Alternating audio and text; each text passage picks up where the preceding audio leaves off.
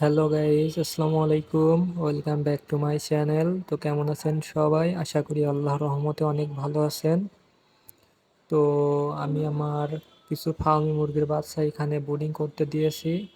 তো বাচ্চাগুলোর আজকে মোটামুটি 4-5 দিন বয়স। তো বাচ্চাগুলো দেখুন অনেক হেলদি। তো এইখানে কিছু দেশি মুরগিরও বাচ্চা আছে। তো এইখানে টোটাল 60 পিস বাচ্চা আছে। তো এগুলো আমি বিক্রি করে দিব।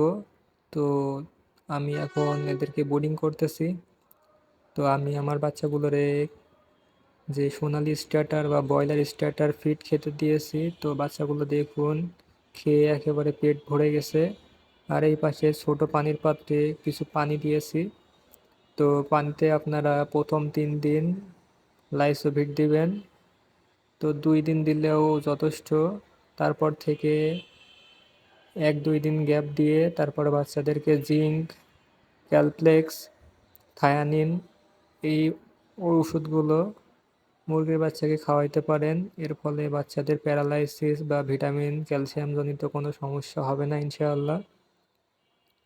তো এভাবে আপনারা বাচ্চাগুলো ব্রুডিং করতে পারেন। তো দেখুন আমার বাচ্চাগুলো কত অ্যাক্টিভ। তো ওদের ঠিকমতো ব্রুডিং করার ফলে ওরা কিন্তু এত চঞ্চল। তো সবগুলো বাচ্চাই অ্যাক্টিভ। তো একটা বাচ্চাও সমস্যা নাই ইনশাআল্লাহ।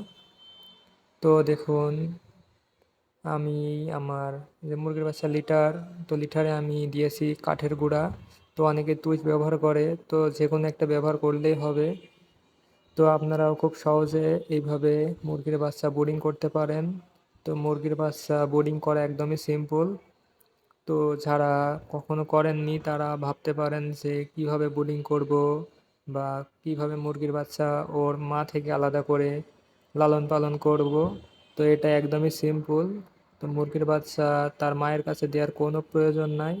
তো মায়ের কাছে দেওয়ার ফলে অনেক বাচ্চা নষ্ট হয়ে যায় বা কুকুর বিড়ালে আক্রমণ করে, তো বাচ্চা মেরে ফেলে, অনেক বাচ্চা খেয়ে ফেলে।